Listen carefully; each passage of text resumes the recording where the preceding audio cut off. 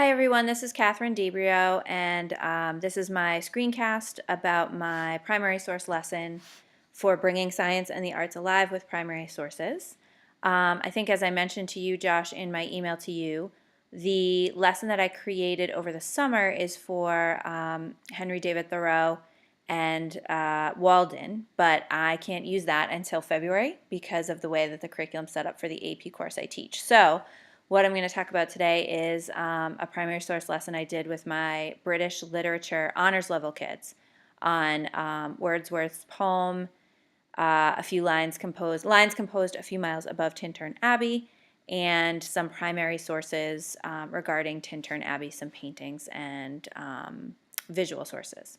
So I'll start by talking about the primary sources I used. Because it was an honors level class, I was able to have the students read Wordsworth's poem ahead of time and have that prepared for class. If this were a regular college prep level or academic, as we call it at North Reading High School, I would probably follow this, use this lesson as a follow-up to more of a guided close reading I'd do in class. So this was a lesson where the students had read the poem.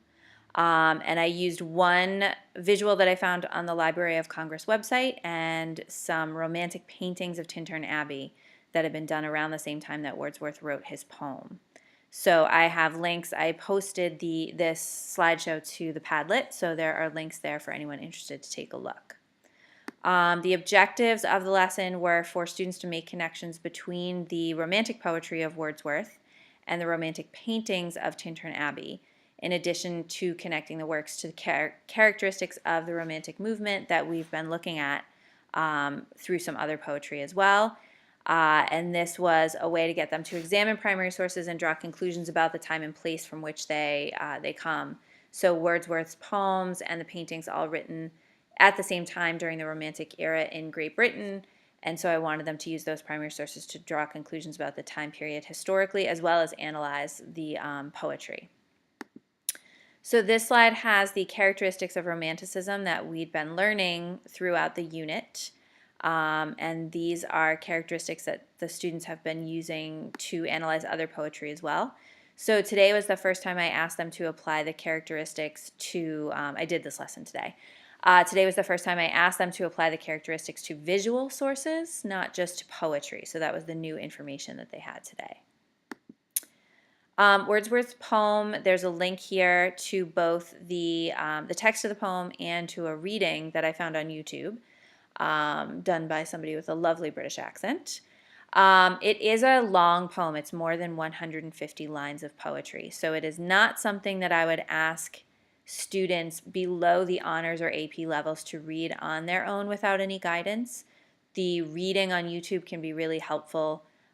The way it's set up visually is by stanza, so you could definitely help to break that down.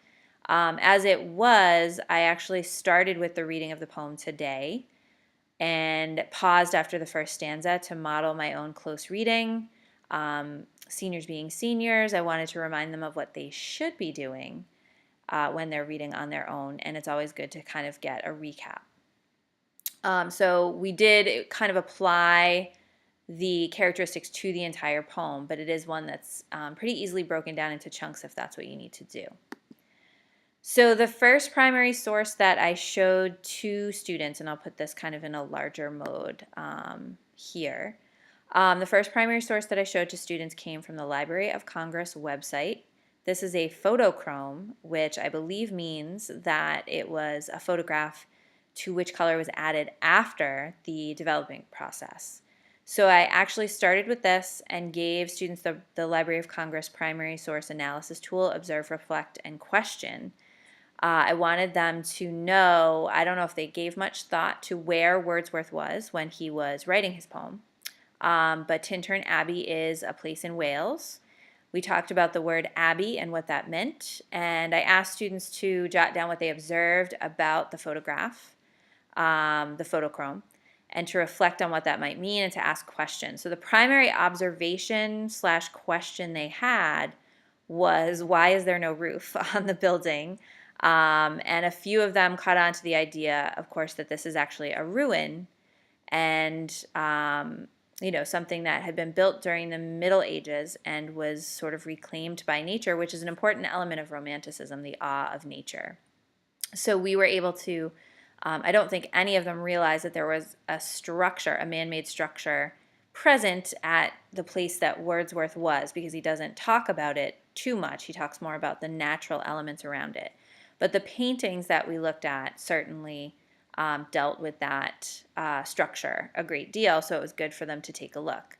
And it was a good intro into talking about what it means to deal with a man-made structure that's been reclaimed by nature, an important element to romantics. So after this point, what I asked students to do was a gallery walk. I had 6 paintings, all of Tintern Abbey by British Romantic painters.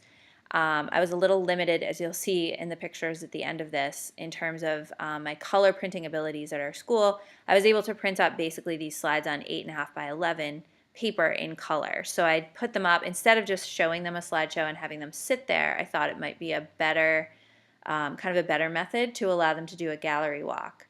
And so they responded to a particular prompt identifying romantic characteristics in each painting, and they also were asked to choose a line or two from the poem Tintern Abbey that they thought was connected to that particular piece of art. And I divided them up. They each started at a different painting so that things weren't too crowded, and made their way around the room to look at the 6. And it was interesting. I played some classical music while they were walking, so they were able to engage with these primary sources. Although I didn't find these ones on the Library of Congress website, I still think it was a great opportunity for them to engage with primary sources from the Romantic era that were visual, and that's not something we asked them to do a lot in English classes, or at least we hadn't been asking them to do until recently. So gallery walking through the paintings was definitely an interesting experience for them, and I enjoyed overhearing the observations that they were making about, we talked about the fact that awe of nature can kind of be accepted as a characteristic of each painting, so I wanted them to go outside of that one characteristic that was the most striking, but I liked the things that they had to say about light versus dark. I liked the details that they were noticing. I liked, and I'll scroll through the paintings as I talk, I liked that they noticed individuals portrayed in the foreground of paintings, which is very common for landscape paintings of the time period and fits with the idea of the prominence of the individual in the Romantic era. So they were definitely noticing some really interesting and cool things as they were doing their gallery walk.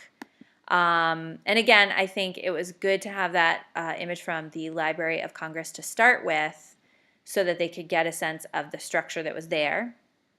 And that image was a little bit older. I think it was somewhere around the turn of the 20th century that image was taken. So it was a little bit more recent, but it was good for them to get the sense of what the structure was like before they saw the paintings of it. And so this was a way for them to kind of connect with the place that Wordsworth was writing about and make connections between the text and the paintings themselves, the visuals. So all of this is engaging with primary sources, with the poem and the paintings. And all of this is going to result in the kids writing an essay, an analytical essay in which they're going to choose their own painting and their own poem from the Romantic era. So we're going to start to work on different poetry and different visual sources. And they're going to analyze the connections between their chosen painting and poem, as well as the connections to the characteristics of Romanticism in their essay writing. So to wrap up, these are some pictures of the kids doing their gallery walk. I covered up the most visible faces for privacy purposes.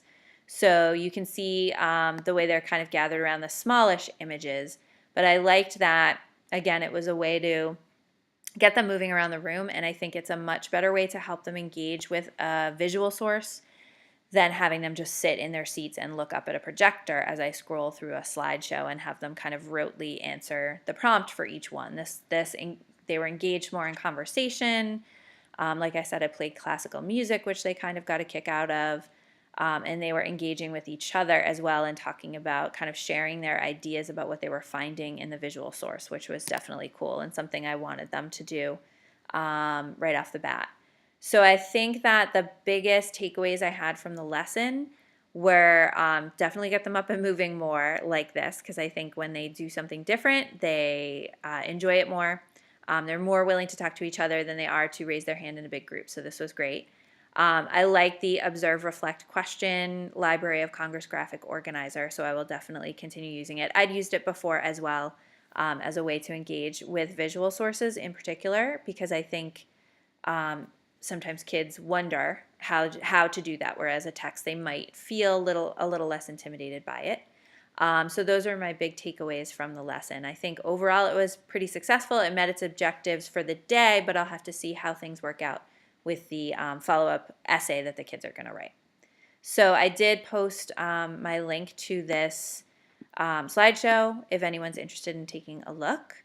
And I think that, I've gotten a lot out of the Library of Congress resources. Even though I only used one image today, I think just the idea of engaging the kids with primary sources is something that I will definitely continue to do, to teach them more about a time period and the art and culture that comes from it.